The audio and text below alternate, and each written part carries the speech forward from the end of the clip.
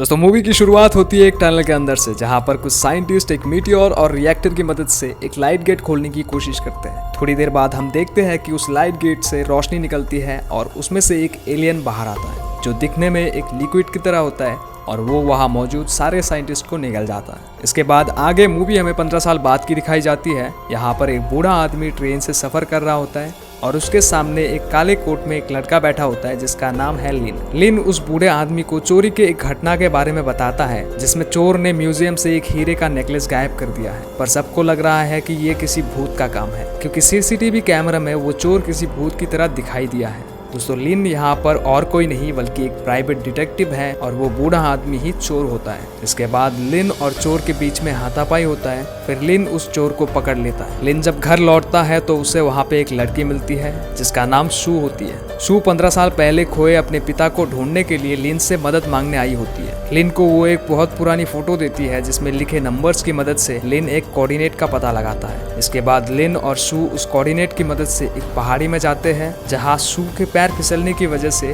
वो पहाड़ी से नीचे गिरने लगती है और शू को बचाते हुए लिन भी उसके साथ पहाड़ी से नीचे गिर जाता है। थोड़ी देर बाद जब उन दोनों की आंखें खुलती है तो उन दोनों के सामने एक सुरंग दिखाई देती है जिसके अंदर जाने पर उन्हें एक मीटियोर दिखता है और वहाँ पड़ी कुछ डेड बॉडीज की कंकाल भी दिखाई देती है। शू वहाँ पर रखी मशीन में वहाँ की सीसीटीवी फुटेज देख रही होती है और दूसरी तरफ लिन को एक गेट दिखाई देती है और वो वहाँ उसके पास जाके गेट को देखने लगते हैं, पर इतने में गलती से शू एक बटन दबा देती है जिससे लाइट गेट एक्टिवेट हो जाता है और लिन उसके अंदर खींचा चला जाता है और किसी दूसरी दुनिया में पहुंच जाता है, जहाँ पर लिन के पहुंचते ही एक एलियन उस पर हमला कर देता है और लिन बस किसी तरह से उस एलियन से बचकर गेट की दूसरी तरफ आ जाता है। लिन और शू दोनों बहुत ज्यादा घबरा जाते हैं। लिन शू को उस लाइट गेट को बंद करने के लिए कहता है, पर इतने में रिएक्टर ओवरपावर होने की वजह से ब्लास्ट हो जाता है और वो टनल भी बर्बाद हो जाता है। लेकिन उससे पहले किसी तरह से लिन और शू उस टनल से बाहर भाग के आ जाते हैं, पर रिएक्टर की ब्लास्ट होने से उसकी कुछ एनर्जी लिन और शू के अंदर ट्रांसफर हो जाता है। धमाका के बाद जब लिन की आंखें खुलती है तो वो देखती है वहाँ पर शू नहीं है। अब रिएक्टर की वजह से लिन को अलग अलग तरह के क्रिएचर्स दिखाई देने लगता है।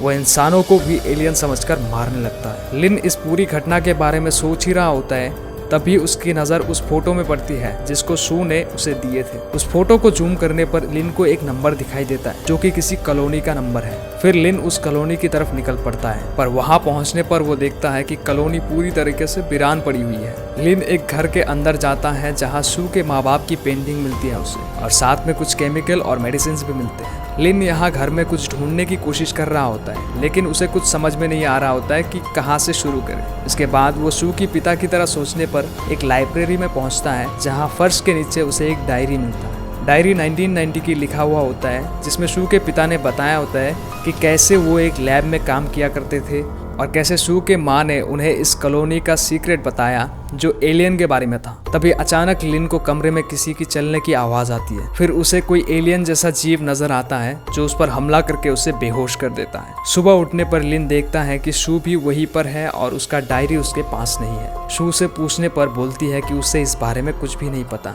बस अपने घर में वो कुछ सामान लेने आई थी। लिन शू से उसकी माँ के बारे में पूछता है जो उसे पेंटिंग में दिखी थी, तो शू उसे बताती है कि उसकी माँ को पागल खाने भेज दिया गया था क्योंकि उसकी माँ को भी एलियन जैसा कुछ नजर आता था और वही उसकी माँ ने आत्महत्या कर ली है। लिन फिर शू को बोलता है कि उसे उस पागल खाने जाना है जहाँ उसकी माँ रहा करती थी। इसके बाद वो दोनों उस पागल खाने जाते हैं जहाँ उन्हें एक डॉक्टर मिलते हैं जो शू का अंकल होता है। लिन शू के अंकल से कुछ सवाल पूछता है जिसमें उसे शक होता है कि वो उससे झूठ बोल रहा है या उससे कुछ छुपा रहा है। इसी बीच एक बूढ़ी औरत शू की तरफ उसे मारने भागती है और उसे मर जाने के लिए कहती है। यहाँ गार्ड उस औरत को पकड़ लेती है लेकिन वो औरत बार बार शू को श्राप और अशुभ कहकर बुला रही होती है। डॉक्टर लिन को बताती है कि ये पागल औरत शू की माँ की साइड वाली रूम में रहा करती थी।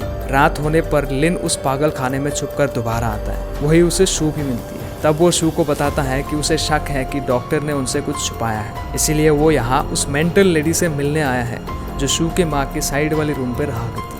लिन को वो औरत मिल जाता है और उससे पूछने पर वो लेडी बताती है कि शू की माँ ने आत्महत्या नहीं की थी, जबकि कुछ लोगों ने उन्हें रस्सी से लटकाकर मार दिया था। इतने में दो लोग उस रूम में आते हैं जो एलियंस की तरह दिख रहे होते हैं और वो एक ब्लेड से उस मेंटल लेडी को मार देते हैं और ये सब लिन और शू कमरे के अंदर छुप के देख रहे होते हैं। फिर वो दोनों उनमें से एक को मारकर वहाँ से भाग जाते हैं दूसरे दिन शू लिन को बताती है कि उसके पिता जा चुके हैं। उसने उस टनल में सीसीटीवी की एक रिकॉर्डिंग देखी थी जिसमें उसके पिता उस लाइट गेट के अंदर चले जाते हैं और कभी वापस नहीं आते। शू आगे लिन को ये भी बताती है कि उसी ने लिन से वो डायरी चुराई थी और लिन को जो एलियन दिखाई देते हैं वो उस रिएक्टर के ब्लास्ट के वक्त उसके एनर्जी की ट्रांसफ़र होने की वजह से दिखाई देती है। ये सुनकर लिन गुस्से से पागल हो जाता है और वहाँ से गुस्सा होकर चला जाता है। वो कुछ दूर ही पहुँचा होता है, इतने में उसके गाड़ी के ऊपर एक एलियन अटैक कर देता है। वो एलियन लिन को मारने ही वाला होता है, इतने में शू वहाँ आ जाती है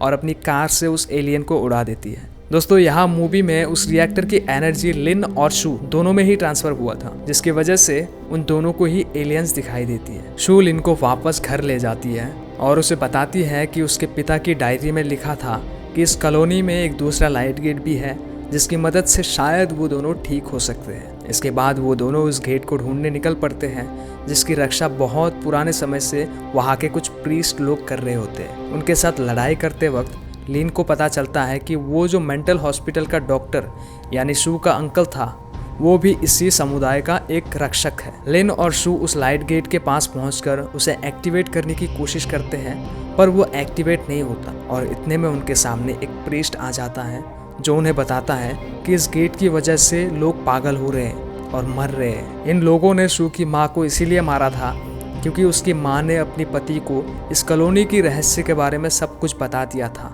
अब वो दोबारा कभी इस गेट को एक्टिवेट नहीं होने देंगे। लेकिन क्योंकि लिन और शू के अंदर रिएक्टर की एनर्जी ट्रांसफ़र हुई थी इसीलिए उनके एनर्जी से खुद वो गेट एक्टिवेट हो जाता है और इसके अंदर से वही एलियन बाहर आता है जिसने 15 साल पहले उस टनल में सभी साइंटिस्ट को निगल लिया था और यहाँ पर भी वो सबको निगलने लगता है। इतने में लिन और शू सब कुछ ठीक करने के लिए उस लाइट गेट के अंदर चले जाते हैं जहाँ कुछ दूरी पर ही उन्हें शू के पिता का कंकाल मिलता है और शू को अपने पिता के पास एक फोटो मिलती है जिसमें उसकी माँ, पिता और वो होती है। फिर अचानक वहाँ पर एक भयानक तूफान आता है जिसमें लिन और शू दोनों एक दूसरे से अलग हो जाते हैं और मूवी यहीं पे ख़त्म हो जाता है। दोस्तों वीडियो अच्छा लगे तो वीडियो को प्लीज़ एक लाइक कर देना और ऐसे ही और वीडियोस को देखने के लिए हमारे इस चैनल को सब्सक्राइब कर लेना। Thanks for watching.